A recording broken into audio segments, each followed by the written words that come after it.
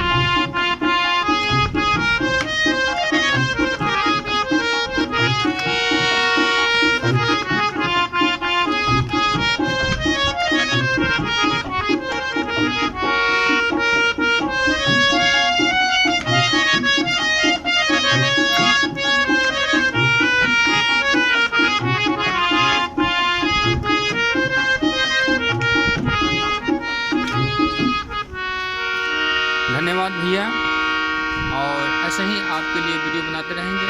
आप इसे देखिए और लाइक सब्सक्राइब कीजिएगा। धन्यवाद।